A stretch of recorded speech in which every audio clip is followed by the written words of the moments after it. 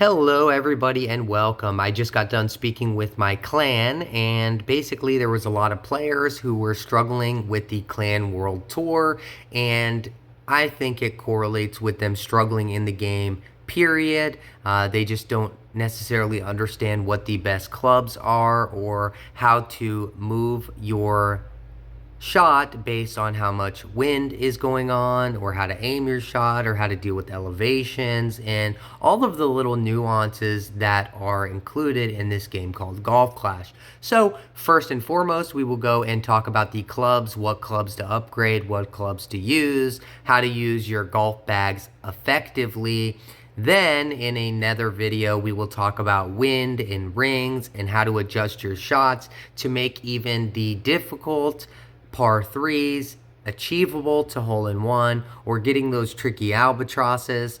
And then last but not least, we will talk about how I built a new account to basically dominate the game and make my progression that much easier.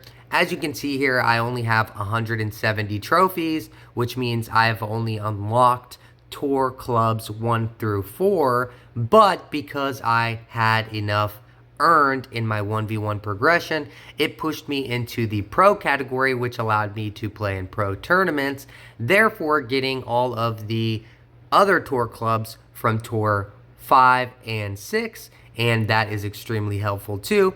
But I'll explain to you how I went about building this new account,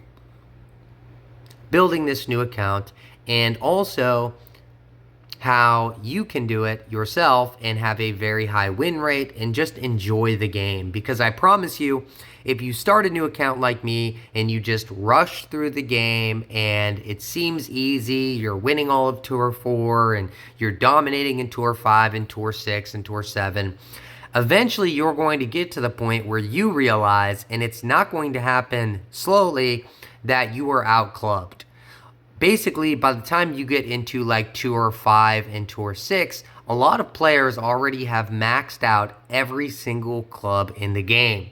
So it will make it infinitely more difficult for you to win. But as you can see here, I have great tournament success.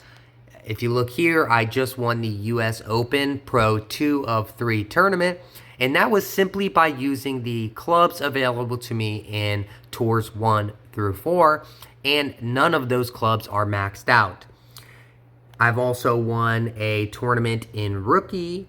I won the Choice of Champions tournament in Tour 1, or Skill Tier 1 of 3. And in that same week, I won the Most Wanted 9-Hole Legacy Cup. Basically, the first 3 tournaments that I decided I wanted to try and win, I ended up winning.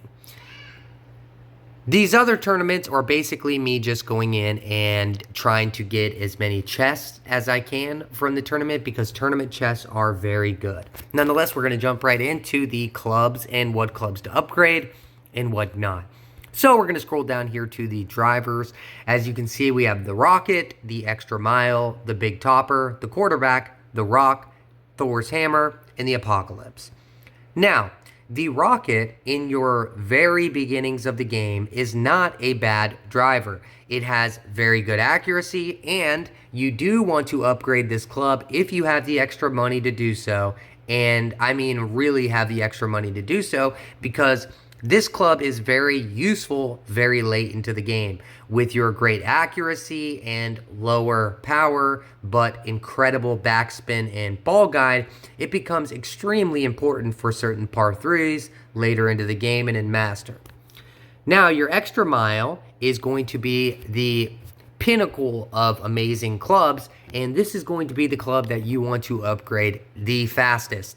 You want to have this club at level 9, because before you unlock better clubs like the Apocalypse or the Thor's Hammer, some people would say the Thor's Hammer is better. It has a little more topspin, a ton more accuracy and ball guide, but by the time you end up maxing out this epic club, you're going to long have had the Extra Mile level 9.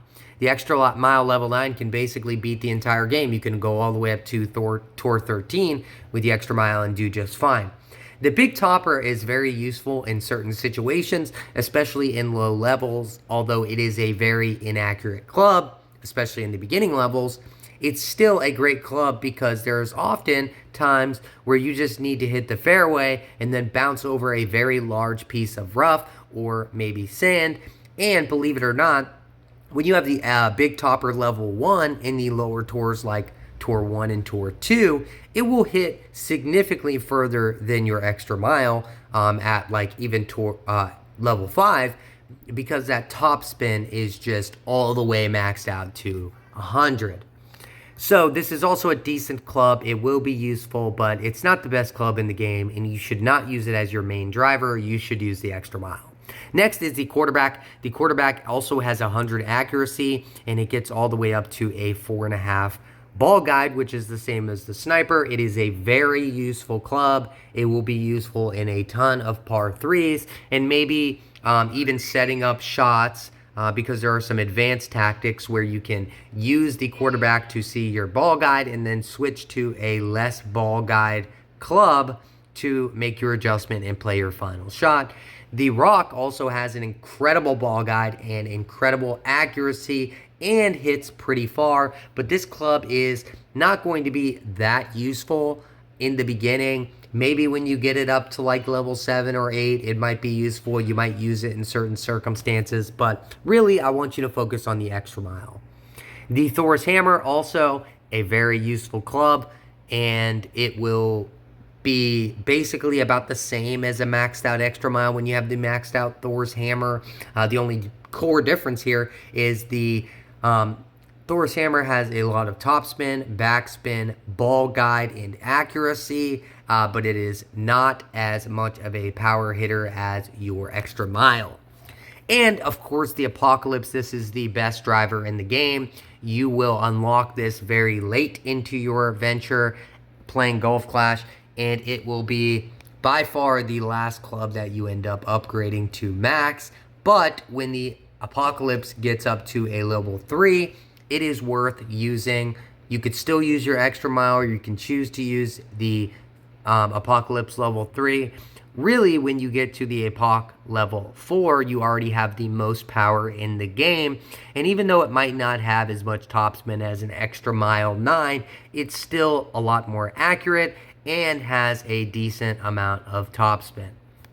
So, the Apocalypse, that's your end game. Basically, the rest of the game, you're going to be using your extra mile, and in certain situations, maybe moving between the Rocket and the Big Topper, but by the time you're that far into the game, you probably won't need a guide that much. Next, we'll look into wood clubs, and the Viper is going to be your best friend in your early tours, as well as the Big Dog's going to be very useful in the future. The Horizon is not great until you end up maxing it out or getting very close to max out. Although the stats do look great, it has a ton of topspin, it has an incredible ball guide. It actually has the highest ball guide in the game when it is maxed out at 4.7, and it is very inaccurate and does not have great backspin. Backspin is very important for a wood club in a ton of situations. So basically, you could use the Horizon a little bit when you first start, but eventually you're going to want to switch to the Viper or the Big Dog. You're going to want to max those clubs out as fast as you humanly possibly can. The Hammerhead is also a great club, but it's basically good at a lot of things, but it's a master at none of those things. Your Big Dog will hit further and have, just the max distance you can possibly get. Your Cataclysm will do the same. If you want accuracy, you're going to go with the Sniper. And if you want ball guide, you're also going to want to go with the Sniper. If you want backspin, you're going to want to go with the Guardian. And even though the Hammerhead is technically better than the Guardian's only a rare club. So you're going to end up upgrading the Guardian to max level way before you upgrade the Hammerhead. But if you're a lucky account and you happen to have the Hammerhead 4 or 5 fairly early on, and if you watch my build a new account from zero to hero guide, you probably will, then I do suggest you use that until you get at least a level 7 Sniper and you get that maxed out ball guide with that 100 accuracy, some decent power, backspin, and forward spin. The Cataclysm is by far the best wood in the game. Well, it's tied between this and the Sniper. The Sniper has a little bit more accuracy and ball guide, but the Cataclysm is extremely useful because it has an incredible amount of power, accuracy, topspin, backspin, curl, and ball guide. So this is a very good all-around club, but if you have the extra mile in level 8 or 9, you're basically not going to be touching the Cataclysm until you're at like level 6. So this is an extremely late game club, similar to the Apocalypse.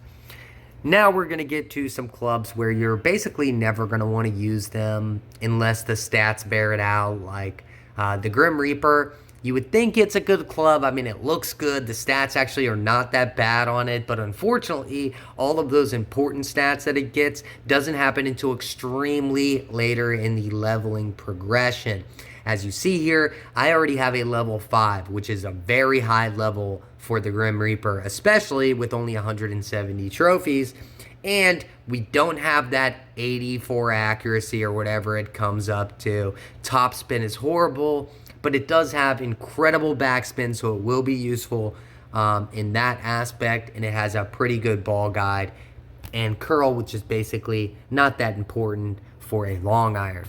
Next, you have the Backbone. This is going to be your go-to club, especially in the beginning of the game when it's the, tours 1 through 4. You're going to use the Backbone religiously. You have the Goliath, which I think is like one of the best clubs in the game by far. I absolutely love this club, and it's extremely useful right now in Tour 3 because there's just a ton of very long par 3s in the shootouts, and it's just an incredible club overall. It just doesn't have the greatest accuracy. As you can see, I have the level 7, and it only has 52 accuracy. Next is the Saturn, which this club is basically in a similar position as the Hammerhead, where it's good in a lot of little different aspects, but except for power and accuracy. Actually, it's just, overall, it's a bad club. Just don't use the club. There are better options. The Saturn is basically, don't upgrade it if you don't need to. Don't use it. The B52 is arguably the best long iron in the game, but this club, you're basically not going to touch until you have it at like level 7 or 8. And even still, you'll probably have a maxed out Grizzly before then. So don't use the B52 until you're way, way up there. The Grizzly is, my opinion, the best long iron in the game. It has pretty good power. It has 100 accuracy at a certain level, 7, I believe, maybe 6. It has decent top spin, decent backspin, good curl, and an amazing ball guide at level 7. You reach that 4.5 ball guide. The Tsunami, don't upgrade it unless you're shooting for prism chests. It's basically useless. If you need the backspin, you can just simply use the Grim Reaper, or honestly, the Backbone has a ton of backspin. Same with the Goliath. And the Saturn also is... The Saturn is actually only useful in certain par 3s where you need a ton of backspin. It's like one hole in the entire game. Next, you have your short irons, and the Apache is just trash, but it's what you're going to have to start with. So upgrade it a little bit and then ditch it for either the Kingfisher or the Runner, really depending on what the power or what the level is of those clubs. The Runner, you're going to max out faster, and technically if you're just staying within the first 3 tours, the Runner is going to be your best bet, but we don't recommend that here. You're going to at least get to Tour 4 unlocked because of checkpoint challenge restrictions. 7, this level 7 Thorn that you're seeing right here is arguably the best, one of the best short irons in the game. You should really get used to using it. What separates it from the rest of the great short irons is the backspin, the ball guide. It has incredible backspin, as you can see. It has 100 backspin. It's got a pretty good ball guide, got good power, and 57 accuracy is actually helpful because when you're in the later part of the game and you have 15-mile-an-hour wind, you don't want to be moving a ton of rings unless you're that type of person who wants to do that. And if you are, there is a club for you called the Hornet. The Hornet has 100 accuracy when it is up in the higher levels. It has great power. It's basically the opposite of the Thorn in the aspect that it has better topspin and accuracy and ball guide. And some people will say this is the second best short iron in the game. And we have a similar theme here as the Woods and the Drivers, as the Falcon is technically the best short iron in the game, but you will not be using the short iron until you have it in a very high level and very late into the game. Now for wedges, I highly recommend the Firefly in the beginning if you get it, which, like I said, if you watch my Zero to Hero guide that will be coming out very soon, you'll see why you can get a very high level epic club like this in level 5 already, because it has a ton of topspin, and there's a little strategy where you can move your aiming point back a lot to give yourself a better ball guide, and then use max topspin, and it makes getting those short wedge shots in the hole way easier because you barely have to move your aiming position at all despite whatever winds you're facing. The dart's probably going to be definitely going to be the first one you unlock. Decent club, don't really worry about it. Dart, maybe level it up to like level 4 until you get like a level 3 Firefly. And then you're basically going to skip the boomerang unless you absolutely are in a hole where you need a ton of backspin. The down in one, also terrible club. Don't upgrade it unless you want to get prism chest. The skewer is when you start getting a better club than the boomerang as far as a little bit better accuracy, ball guide, and you have a ton of backspin, which is useful in some holes. The Endbringer is by far the best wedge in the game, unless you want to do similar to the Firefly and use that top spin method, and you would use the Rapier. But the Endbringer is definitely going to be your best wedge in my opinion. Next, the rough irons. So your rough cutter, actually, this is a rare situation where the rough cutter is actually incredible. You have 100 accuracy, you have a good ball guide, decent power, decent topspin, not great backspin, and you're going to want to max this thing out when you're playing in that 1 through 4 tour range. The machete's great if you need a ton of backspin, but if you follow along with my next guide, you'll see that you'll actually have an off-roader with decent levels to it, and this is going to be your go-to because it has a ton of power, good accuracy, great topspin, great backspin, great ball guide, great curl, and this is actually, in my opinion, the either best or second best rough iron in the game, but it is an epic, so it's going to take a long time to max. Once you get the Razor to a decently high level, this rough iron is actually incredible.